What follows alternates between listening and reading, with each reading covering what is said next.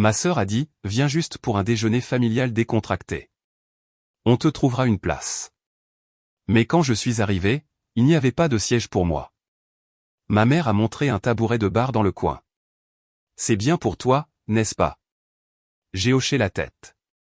Je m'appelle Alice Dubois, mais la plupart des gens m'appellent Alice. J'ai 32 ans, je suis designer indépendante et, apparemment, selon ma famille, elle, indépendante. Ce mot semble toujours flatteur jusqu'à ce que vous réalisiez que c'est leur façon polie de dire « sacrifiable ».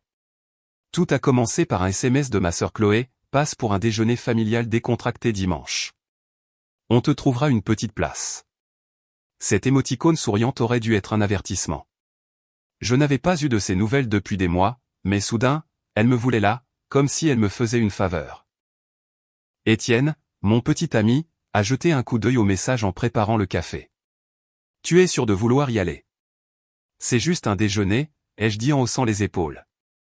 Mais même à ce moment-là, quelque chose s'est resserré dans ma poitrine.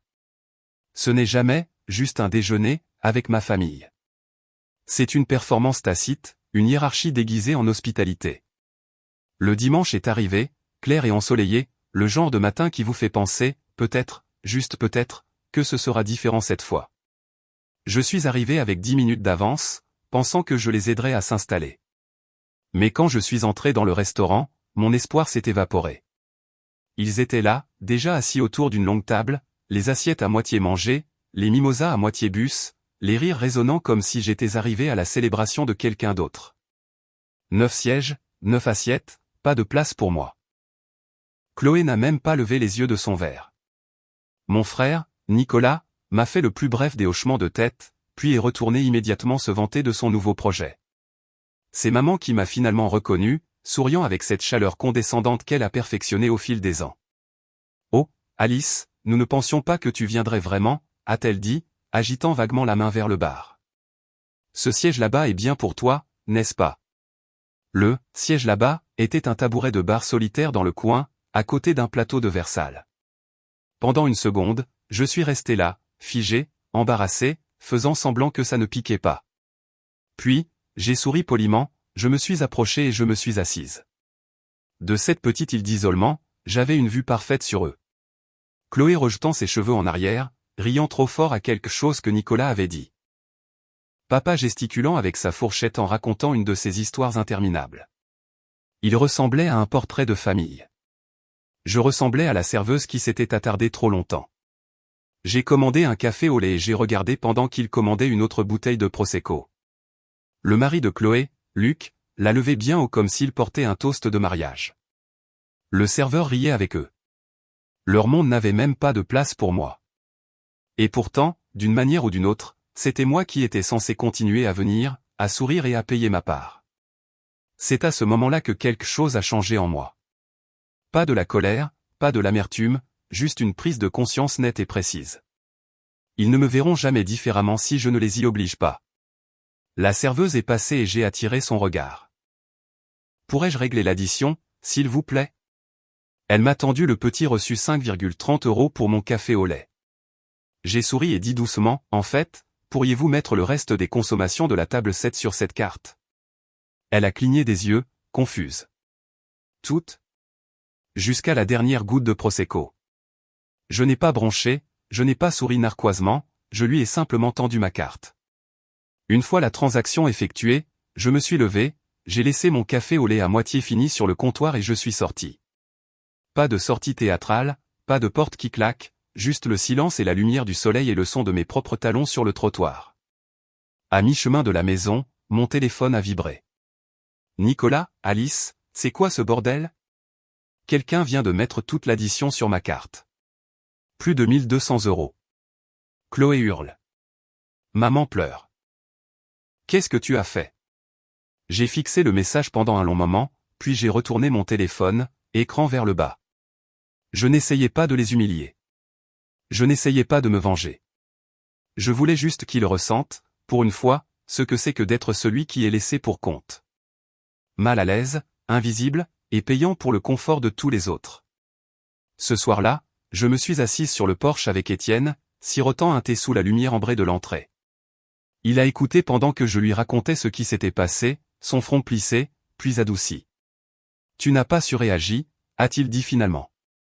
Tu as juste arrêté de faire semblant. Ces mots ont eu plus de poids que je ne l'avais prévu. Pendant des années, je m'étais convaincu que maintenir la paix était une force, que rester silencieuse faisait de moi quelqu'un de mature. Mais peut-être que le silence n'est pas une grâce. C'est peut-être juste une façon lente de disparaître. Le lendemain matin, mon téléphone était un cimetière d'appels manqués. Maman, Nicolas, même Chloé. Leurs messages vocaux sonnaient comme une indignation répétée. Alice, nous devons parler de ton comportement d'hier. Tu as embarrassé ton frère en public. Tu es allé trop loin. Je les ai tous supprimés. À 9h46, on a sonné à la porte. Étienne a regardé par la fenêtre, a soupiré. C'est elle. Chloé. Cheveux impeccables, lunettes de soleil de créateur, tenant un café glacé de ce café hors de prix qu'elle ne fréquente que lorsqu'elle veut paraître détachée. N'ouvre pas, a murmuré Étienne. Mais je l'ai fait, parce que c'est ce que j'ai toujours été, celle qui essaie encore. Elle est entrée sans demander, l'odeur de son parfum fendant l'air comme de l'électricité statique. J'ai couvert toute l'addition hier, a-t-elle annoncé, debout au milieu de mon salon comme si elle en était la propriétaire. Plus de 1200 €. Tu veux expliquer ce que c'était? Je n'ai rien dit. Je n'avais pas à le faire. Je ne fais pas de scène, ai-je dit. Je ne gâche pas les événements familiaux. Son ton dégoulinait de supériorité, comme si elle s'attendait à ce que je la remercie d'avoir réparé mes bêtises. Je me suis appuyé contre le mur et j'ai croisé les bras. Tu as fini? Ses yeux se sont plissés. Tu as vraiment changé. Tu étais si cool avant.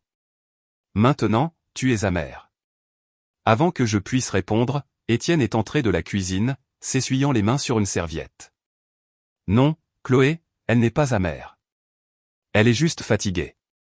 Fatiguée de payer pour des gens qui la traitent comme une étrangère. Chloé a cligné des yeux, surprise. Excuse-moi. Je ne te parle pas. Alors écoute-moi avant de partir, a coupé calmement Étienne. La maison dans laquelle tu vis?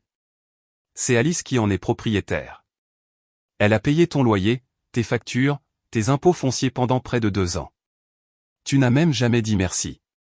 Sa bouche s'est ouverte, mais aucun mot n'est sorti. La voix d'Étienne est restée égale. Tu n'as pas le droit de la traiter d'égoïste pour avoir fixé des limites que tu n'as jamais respectées. Les joues de Chloé sont devenues cramoisies. Elle s'est tournée vers moi, la voix tremblante de fureur. Tu lui as parlé de ça? Non, ai-je dit doucement. Il l'a découvert parce que j'étais stressé à essayer de trouver comment continuer à te couvrir. Pendant un battement de cœur, la pièce fut silencieuse. Puis Chloé a ricané. Tu sais quoi? Garde ta charité. On se débrouillera nous-mêmes. Elle s'est précipitée vers la porte, son café glacé se balançant dans sa main. Avant de partir, elle a jeté une dernière phrase par-dessus son épaule. Tu te crois meilleur que nous maintenant, hein? La porte a claqué. Le son a résonné dans la maison silencieuse. Étienne a expiré slowly. C'est la dernière fois qu'elle entre ici comme ça. J'ai hoché la tête. Mon cœur avait l'impression de battre dans 2 directions, la colère et le soulagement. Ce soir-là, j'ai ouvert mon ordinateur portable et j'ai rédigé un simple courriel au gestionnaire immobilier, avec effet immédiat, mon soutien financier aux locataires du 42 rue des Lilas prend fin. Veuillez émettre un préavis d'expulsion de 14 jours. Aucune prolongation, aucune exception. J'ai hésité au-dessus du bouton « Envoyer » pendant une longue minute. Puis j'ai cliqué. Le doux sifflement de ce courriel sortant a sonné comme la liberté. Le courriel était parti. Je pensais que ce serait la fin, qu'une fois la décision prise, le bruit s'estomperait. Mais le silence a une façon de se transformer en quelque chose de plus lourd que les cris. Pour la première fois depuis des années, je ne me suis pas réveillé avec un SMS de Chloé demandant quelque chose. Non, peux-tu couvrir la facture d'eau ce mois-ci? Non, Luc est de nouveau entre 2 projets. On se rattrapera bientôt. Juste rien. À midi, le néant s'est rompu.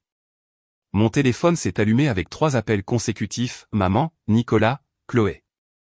Puis sont venus les messages vocaux. Alice, rappelle-moi.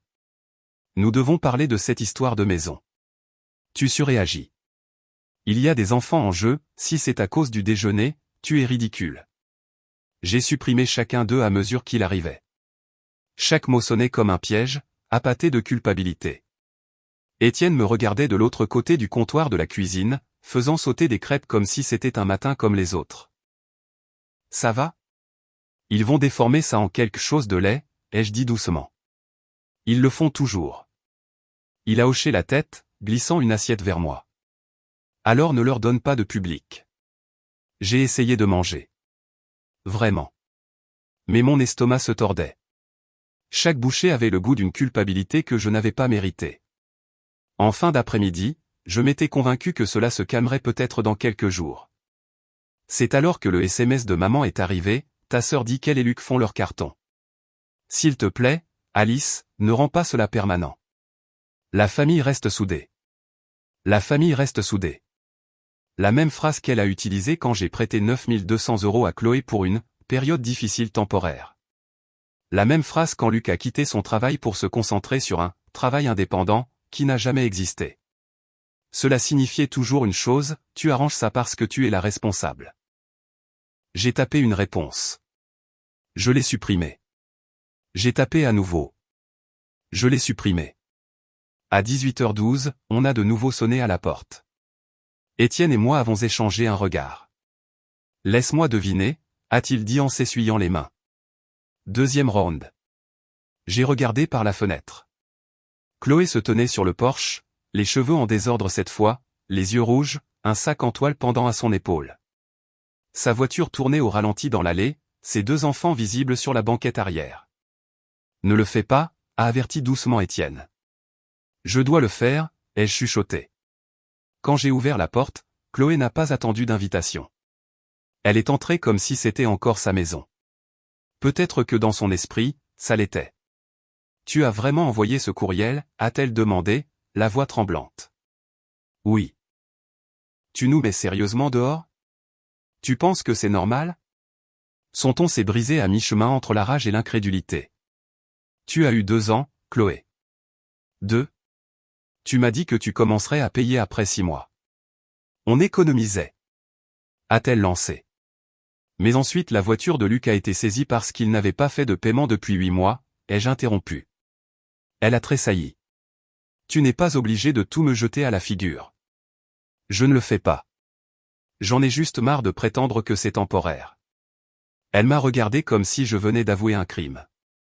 Tu me punis pour ce qui s'est passé au déjeuner. Cela m'a fait rire un rire calme, amer. Non, le déjeuner m'a juste rappelé ce que je savais déjà. Tu ne me vois pas comme un membre de la famille, sauf si je paie pour quelque chose. Elle a croisé les bras, sur la défensive maintenant. Tu te crois meilleur parce que tu as un bon travail? Parce que ton petit ami, parce que je paie mes factures, ai-je dit en la coupant. C'est tout. Depuis l'embrasure de la porte de la cuisine, la voix d'Étienne est venue, mais ferme. Chloé, tu dois partir. Ce n'est pas un débat. Le préavis a été signifié. Elle s'est retournée contre lui. Reste en dehors de ça. C'est entre sœurs. Ça a cessé d'être juste entre vous deux à la seconde où tu as commencé à dépendre d'elle, a dit Étienne. Sa voix ne s'est pas élevée, mais elle a rempli la pièce. La mâchoire de Chloé s'est crispée. Waouh, tu laisses vraiment ton petit ami prendre tes décisions maintenant, hein? J'ai pris une profonde inspiration. Non, j'ai juste arrêté de te laisser faire. Ses yeux ont brillé. Et les enfants, Alice? Où sommes-nous censés aller? Tu aurais dû y penser avant d'ignorer le loyer pendant 2 ans, ai-je dit doucement. Ce n'est pas une punition. C'est la réalité. Pendant un instant, elle n'a rien dit, me fixant simplement, tremblante. Puis elle a murmuré, maman a raison. Tu as changé. Tu es froide maintenant. Je n'ai pas pris la peine de la corriger. Elle est sortie en trombe, claquant la porte si fort que les fenêtres ont tremblé. Sa voiture a crissé en sortant de l'allée, ses enfants silencieux à l'arrière. Étienne a posé une main sur mon épaule. Ce n'était pas de la froideur, a-t-il dit. C'était nécessaire. Mais quand je me suis assise sur le canapé ensuite, des larmes me brûlaient les yeux quand même. Nécessaire ne veut pas dire indolore. Le lendemain matin, ma boîte de réception était pleine. des sujets comme « s'il te plaît »,« reconsidère »,« sois la plus intelligente » et « appelle-moi avant que ça ne s'aggrave ». À l'heure du déjeuner, maman a de nouveau appelé. Cette fois, j'ai décroché. « Salut, maman. » Son soupir était lourd, répété. « Alice, tu ne peux pas simplement expulser ta sœur. Que vont penser les gens? Que vont penser les enfants? Que les actions ont des conséquences, ai-je dit doucement. Ne sois pas sarcastique. Tu sais que ta sœur a des difficultés. Je sais qu'elle manipule. Le silence à l'autre bout du fil s'est étiré assez longtemps pour ressembler à de l'électricité statique. Puis maman a dit doucement, « Tu as toujours eu du mal à pardonner aux gens. » J'ai souri tristement. Non, maman. J'ai juste arrêté de confondre le pardon avec la soumission. J'ai raccroché avant qu'elle ne puisse répondre. Ce soir-là, Étienne et moi dînions dans un soulagement tranquille jusqu'à ce que mon téléphone vibre à nouveau. Un numéro que je ne reconnaissais pas, « Bonjour, ici Diane Leclerc, la mère de Luc. » Sa voix était mielleuse, polie de cette manière que seule la condescendance peut avoir. Je voulais juste dire que toute cette histoire d'expulsion semble un peu dramatique. Ne pourriez-vous pas les soutenir un peu plus longtemps pour le bien des enfants? J'ai fermé les yeux. Madame Leclerc, je les ai soutenus pendant 24 mois. Ce n'est pas un peu plus longtemps. C'est la moitié d'un prêt immobilier. Oui, mais la famille devrait prendre ses responsabilités, pour elle-même, ai-je terminé, puis j'ai raccroché. Étienne a gloussé de l'autre côté de la pièce. Tu deviens bonne à ça. À quoi? À ne pas te justifier. 3 jours plus tard, la conversation de groupe s'est de nouveau animée. Des cousins, des oncles, des parents à qui je n'avais pas parlé depuis des années. Tous répétant les mêmes phrases, on n'expulse pas sa famille. Tu es sans cœur. Tu as changé. Peut-être que j'avais changé. C'était peut-être ça le but. Étienne s'est approché, a parcouru les messages et a cliqué sur « Quitter le groupe ». Comme ça, parti. La paix qui a suivi a été instantanée. Pourtant, ce soir-là, je me suis surprise à regarder par la fenêtre, m'attendant à moitié à voir la voiture de Chloé arriver à nouveau. Elle n'est pas venue. Pour la première fois depuis longtemps, la maison était calme. Mais le calme peut être trompeur, car sous le silence, je le sentais. La tempête n'était pas terminée. Elle faisait juste demi-tour pour une dernière frappe. La tempête a frappé plus tôt que je ne l'avais prévu. Le jeudi matin, mon téléphone s'est de nouveau allumé. Pas avec des appels cette fois, mais avec des notifications, des mentions, des identifications et des captures d'écran affluant d'amis communs. Chloé avait publié un long statut émotionnel sur Facebook, un chef-d'œuvre de demi-vérité et d'omission. Parfois, les personnes que vous aidez le plus sont les premières à se retourner contre vous. Ma sœur Alice nous a expulsés sans préavis. Mes enfants et moi n'avons nulle part où aller. Je suppose que l'argent change vraiment les gens, mais on s'en sortira. On survit toujours. Elle avait même joint une photo, son plus jeune endormi dans un siège auto, une couverture autour de lui. La légende, notre nouvelle maison pour l'instant. Les commentaires étaient exactement ce qu'elle voulait. C'est horrible. Ta sœur devrait avoir honte. Tu mérites mieux, ma belle. Il a fallu moins d'1 heure pour que le récit passe de la vérité à la tragédie. Et dans ma famille, l'image a toujours été plus sacrée que la réalité. Maman a envoyé un SMS peu de temps après. Tu as vu sa publication, n'est-ce pas? Il est peut-être temps de t'excuser avant que ça ne dégénère. M'excuser? Ce mot était comme une pierre dans ma gorge. J'ai appelé Étienne, la voix tremblante. Elle joue encore la victime. Bien sûr qu'elle le fait, a-t-il dit d'un ton égal. C'est son rôle préféré. Mais cette fois, ne postule pas pour le second rôle. Ce soir-là, j'ai désactivé toutes les notifications et je me suis assise sur le canapé avec une couverture, essayant de respirer. La maison semblait plus lourde que d'habitude, le silence épais. Puis, toc toc. Je me suis figé. Étienne a levé les yeux de son ordinateur portable. Tu attends quelqu'un? Non. Quand j'ai ouvert la porte, Nicolas se tenait là, les mains dans les poches, une expression à mi-chemin entre la pitié et le jugement. Salut, sœurette. On peut parler? J'ai hésité, puis je me suis écarté. Il s'est assis à la table de la salle à manger, à regarder la pièce comme si c'était un territoire étranger. Maman s'inquiète, a-t-il commencé. Elle dit que tu ne réponds pas à ses appels. Je n'ai rien de nouveau à dire. Tu as mis Chloé dehors, Alice. Pour un déjeuner. Sérieusement? La façon dont il l'a dit, comme si c'était une réaction excessive à un café renversé, m'a fait serrer la mâchoire. Ce n'était pas pour un déjeuner. C'était pour 2 ans de loyer impayé, de mensonges constants et d'abus de ma gentillesse. Il a ricané. Allons, c'est ta sœur. Elle traverse juste une période difficile. Une période difficile ne dure pas 2 ans, sauf si on l'a choisie. Il s'est adossé à sa chaise. Tu penses que ça te rend meilleur que nous? Tu as ta belle maison, ton super travail, ça me fatigue, Nicolas. C'est tout. Fatigué de faire semblant que tout va bien pendant que je finance leur vie. Il s'est frotté les tempes, expirant brusquement. Tu es vraiment en train de détruire la famille pour de l'argent. J'ai rencontré son regard.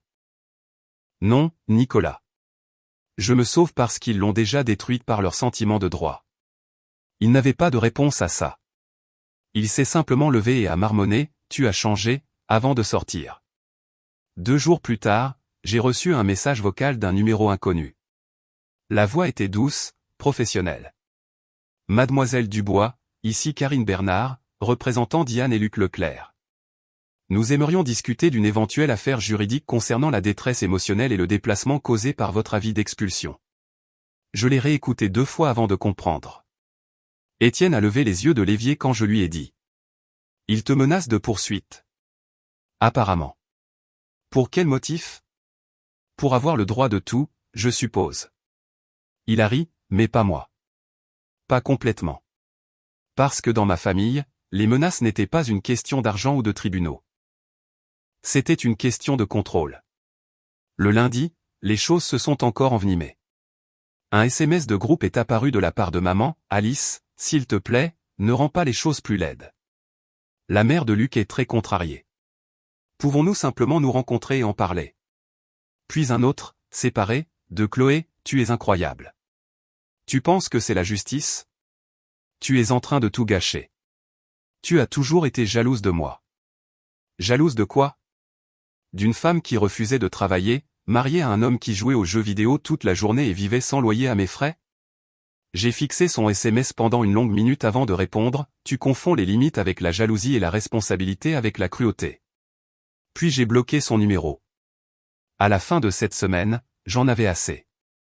J'ai pris rendez-vous avec une avocate, non pas pour me battre, mais pour tracer une ligne qui ne pouvait être franchie. Le bureau sentait légèrement le papier et l'amande poivrée. Mon avocate, Maître Rivière, a écouté tranquillement pendant que j'expliquais tout, le loyer impayé, la culpabilité, les menaces. Quand j'ai fini, elle a simplement dit, vous avez tout fait correctement. Je vais envoyer une mise en demeure formelle à ses beaux-parents et à quiconque continue de vous contacter. Et s'ils insistent, nous répondrons avec des preuves. J'ai hoché la tête, mais ma poitrine était toujours serrée. Ce n'est pas le procès qui me fait peur, ai-je admis. Ce sont les retombées. Une fois que j'irai aussi loin, il n'y aura pas de retour en arrière. Vous êtes déjà revenu en arrière trop de fois, a-t-elle dit. Maintenant, vous allez de l'avant. Quelque chose dans cette phrase m'est resté.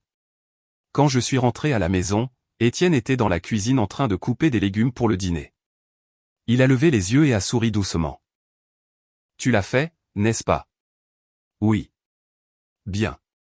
Maintenant, laisse-les gérer le silence qu'ils ont créé. Je me suis appuyé contre le comptoir, expirant enfin. L'air semblait plus léger, comme si le poids avait été retiré de mes épaules. Mais cette nuit-là, allongé dans mon lit, je n'arrivais pas à dormir parce que, quelque part au fond de moi, une petite voix murmurait, ils n'arrêteront pas tant qu'ils n'auront pas détruit quelque chose. Et j'avais raison. Au moment où la fin de semaine est arrivée, je pensais que les choses pourraient enfin commencer à se calmer. Mais dans les familles comme la mienne, le silence ne signifie pas la paix. C'est juste l'inspiration avant une autre explosion. L'explosion suivante est venue sous la forme d'un coup frappé à la porte sec, impatient, comme s'il avait le droit d'être là. J'ai ouvert la porte et j'ai trouvé le mari de Chloé, Luc, debout sur le porche dans un pull à capuche froissée, des lunettes de soleil relevées sur sa tête. Salut, Alice. On doit parler. Je ne me suis pas écarté. Luc, il n'y a plus rien à dire. Oh, Si, il y a plein de choses, a-t-il dit, forçant un rire qui n'atteignait pas ses yeux. Tu crois que tu peux juste mettre une famille dehors ta famille et t'en aller comme si de rien n'était. Vous avez vécu dans ma maison pendant 2 ans, ai-je dit d'un ton égal. Vous n'avez rien payé, vous avez menti sur vos économies, et maintenant tu es en colère parce que j'ai arrêté. Il s'est légèrement penché, sa voix baissant. Tu crois vraiment que ça fait de toi l'héroïne? Les gens parlent, Alice. Tout le monde sait ce que tu as fait. Tant mieux, ai-je dit. Peut-être qu'ils arrêteront enfin de me demander des faveurs. Sa mâchoire s'est contractée. Pendant une seconde, j'ai cru qu'il allait vraiment crier, mais il a plutôt souri narquoisement. Tu as toujours été jalouse de Chloé. Admets-le. Elle a le charme, la famille, le soutien. Et aucune des factures, les jeux coupés. Maintenant, si tu veux bien m'excuser. Avant que je puisse finir, Étienne est apparu derrière moi, sa main sur la porte. Tu devrais partir, a-t-il dit calmement. Maintenant. Luc a reculé, marmonnant quelque chose dans sa barbe en se dirigeant vers sa voiture. Le moteur a rugi, les pneus crissant alors qu'il partait à toute vitesse. Je suis restée là, tremblante, non pas de peur, mais de colère. Étienne a passé un bras autour de mes épaules. Ils essaient d'obtenir une réaction. Ne la leur donne pas, mais je savais déjà ce que je devais faire. Ce soir-là, je me suis assise à mon bureau et j'ai commencé à supprimer tout ce qui me liait à eux. Le compte Netflix partagé, le formulaire de contact d'urgence chez mon médecin, le calendrier Google partagé, la conversation de groupe intitulée « La famille d'abord », qui m'avait toujours semblé être Alice en dernier. Clic, clic, clic. Chaque suppression était une petite expiration de liberté. Quand je suis arrivé au compte d'investissement partagé, celui que mon père m'avait convaincu d'ouvrir pour les « urgences familiales », j'ai hésité. Il y avait plus de 11 000 € dessus, moitié à moi, moitié le « fonds commun » de la famille.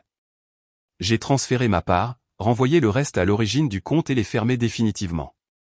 Pour la première fois depuis des années, je n'avais plus rien qui me liait à eux. Le lendemain matin, le téléphone s'est de nouveau mis à vibrer. Nicolas, cette fois. Tu vas vraiment détruire notre famille pour un déjeuner, a-t-il demandé, la voix tendue de frustration. J'ai ri doucement. Si un seul repas peut détruire une famille, Nicolas, peut-être qu'elle était déjà brisée. Il n'a pas répondu, il a juste raccroché. C'était la dernière fois que j'entendais parler de lui. Les jours ont passé tranquillement après ça. Un calme troublant. Étienne et moi sommes allés faire un tour en Normandie juste pour nous évader. Pas de Wi-Fi, pas d'appel, pas de famille, juste l'air de la forêt et l'immobilité. Le premier matin là-bas, je me suis réveillé avec la lumière du soleil filtrant à travers les rideaux. Étienne préparait le petit déjeuner en fredonnant pour lui-même. Pour la première fois depuis des mois, peut-être des années, je ne me suis pas réveillé tendu. Nous avons passé la journée à faire des randonnées, à cuisiner, à rire. J'avais presque oublié le chaos qui m'attendait à la maison jusqu'à ce que mon téléphone vibre avec une seule notification de message vocal. Pas d'identification de l'appelant. Je ne l'ai pas écouté avant plus tard dans la soirée. La voix de Chloé, rauque et tremblante. Tu as gagné. On quitte la ville. Ne t'inquiète pas. Tu n'auras plus à nous supporter. J'espère que tu es fier. Il y a eu une pause, puis plus bas, presque pour elle-même, tu étais censée être ma sœur. Puis la ligne a coupé. Je suis restée assise là pendant un long moment, écoutant le bourdonnement de la pièce. Étienne a levé les yeux. Ça va? Je ne sais pas, ai-je dit honnêtement. J'ai l'impression qu'elle est partie pour de bon. Alors c'est peut-être ce qu'il fallait. J'ai hoché la tête, mais cela ne ressemblait pas à une victoire. C'était comme se tenir dans les ruines de quelque chose qui avait été entier, même si cela avait été construit sur des mensonges. 2 semaines plus tard, une lettre recommandée est arrivée par la poste. Elle venait de Diane et de son mari, les parents de Luc. Une plainte formelle. Ils menaçaient de me poursuivre pour détresse émotionnelle et déplacement de mineurs. Étienne m'a trouvé assise à la table de la salle à manger, la lisant pour la 2e fois. C'est une blague. Ils sont délirants, ai-je dit sèchement. Mais très bien, ils veulent rendre ça officiel. Je vais leur montrer ce qui est officiel. J'ai appelé Maître Rivière, mon avocate. En quelques heures, elle a rédigé une réponse. Ferme, précise, froide comme l'acier. Tout contact ultérieur de la part de la famille Leclerc sera considéré comme du harcèlement et traité en conséquence. Cessez immédiatement toute communication avec ma cliente. La lettre est partie ce soir-là. 24 heures plus tard, leurs appels ont cessé. Pour la première fois, le silence qui a suivi ne ressemblait pas à une punition. Il semblait mérité. Le lendemain matin, j'ai pris une petite décision qui semblait en quelque sorte énorme. J'ai retiré Chloé comme contact d'urgence, puis maman, puis Nicolas. À leur place, j'ai inscrit Étienne Rousseau, la seule personne qui m'avait soutenu sans rien exiger en retour. En tapant son nom, quelque chose s'est apaisé en moi. Ce n'était pas de l'amertume, c'était de la clarté. Quand on vous traite comme un étranger assez longtemps, vous cessez de demander la permission de partir. Ce soir-là, Étienne a préparé le dîner. Pâtes, bougies, musique douce. Nous n'avons pas beaucoup parlé. Nous n'en avions pas besoin. Il a tendu la main à travers la table, a pris la mienne et a dit doucement, « Tu sais, la paix ne vient pas toujours en réparant les choses. Parfois, elle vient en les laissant se briser. » Je l'ai regardé, vraiment regardé, et j'ai réalisé qu'il avait raison. Pendant des années, j'avais pensé que fixer des limites signifiait repousser les gens. Mais peut-être que cela signifiait simplement faire de la place pour que les bonnes personnes restent. 3 semaines se sont écoulées sans un seul appel, message ou coup à la porte. Pas de messages vocaux, pas de voyage de culpabilité, pas d'émissaires envoyés par maman pour jouer les médiateurs, juste l'immobilité. Au début, je ne m'y fiais pas. Je continuais à attendre la prochaine accusation, la prochaine embuscade émotionnelle, mais elle n'est jamais venue. Le silence, en fin de compte, avait son propre son, comme la paix fredonnant doucement en arrière-plan d'une vie qui me semblait enfin mienne. Puis, un lundi matin, mon téléphone a vibré. C'était Marion, la gestionnaire immobilière. Ils sont partis, a-t-elle dit simplement. Ils ont déménagé tranquillement pendant la fin de semaine. Pas de désordre, pas de dégâts, pas de mots. Juste partis. Pendant une seconde, je n'ai rien dit. J'avais imaginé ce moment une centaine de fois en colère, dramatique, peut-être même en larmes, mais au lieu de ça, j'ai juste murmuré « merci ». Étienne a levé les yeux du canapé, lisant mon visage. Ils sont partis ? Oui. Il a hoché la tête lentement, un petit sourire se dessinant au coin de sa bouche. Tu veux la voir une dernière fois ? J'ai hésité, puis j'ai hoché la tête. Nous y sommes allés cet après-midi-là. La maison de la rue des Lilas semblait plus petite que dans mes souvenirs. Peut-être parce qu'elle n'était plus remplie de chaos. Quand nous sommes entrés, l'air était calme, légèrement poussiéreux. L'odeur de vieux nettoyant à moquette persistait. Il n'y avait pas de jouets éparpillés sur le sol, pas de chaussures près de la porte, juste des murs nus avec de vagues contours là où des cadres étaient accrochés. J'ai traversé chaque pièce en silence. D'abord la cuisine, puis le couloir, l'ancienne chambre des enfants. Dans le coin du salon, un unique bracelet en plastique gisait oublié rose et scintillant. Je l'ai ramassé et l'ai retourné dans ma main. Il était minuscule, trop petit pour un poignet d'adultes. Un rappel que même lorsque les adultes font des choix terribles, ce sont les enfants qui en subissent les conséquences. Étienne est venu derrière moi, posant une main sur mon épaule. « Ça va ? » « Oui, » ai-je dit doucement. Je ferme juste une porte que je n'avais pas réalisé être encore ouverte. Nous sommes restés là un moment, regardant par la fenêtre la cour avant, celle que je tondais moi-même quand le mari de Chloé prétendait ne pas avoir les bonnes chaussures pour le faire. Tu sais, ai-je dit doucement, avant, j'étais fier de leur donner cet endroit. Je pensais que ça me rendait généreuse. Mais je crois que ce que ça me rendait vraiment, c'était effrayé. Effrayé de quoi ? A demandé Étienne. Que sans leur approbation, je n'aurais pas de place dans la famille. J'ai ri sous cape, secouant la tête. Il s'avère que je n'avais pas besoin d'une place. J'avais juste besoin de paix. Nous avons fermé à clé et laissé les clés à Marion. Sur le chemin du retour, je n'ai pas regardé en arrière une seule fois. Une semaine plus tard, j'ai mis la maison en vente. Pas de mise en scène, pas de rénovation, pas de sentimentalité, juste des papiers en règle et des conditions claires. Elle s'est vendue en 10 jours offre au comptant, sans conditions suspensives. Lorsque la vente a été conclue, j'ai transféré une partie de l'argent sur mon épargne et j'ai utilisé le reste pour planifier quelque chose que je n'avais pas fait depuis des années, un voyage. Pas d'obligation familiale, pas de voyage de culpabilité déguisé en réunion, juste une semaine de congé avec Étienne. Nous avons choisi la Bretagne. Des falaises tranquilles, l'air marin, des matins brumeux. La première nuit là-bas, Étienne s'est endormi tôt, et je me suis retrouvé sur le porche, enveloppé dans une couverture, à regarder l'océan. Les vagues se brisaient de manière rythmée, régulière et impitoyable.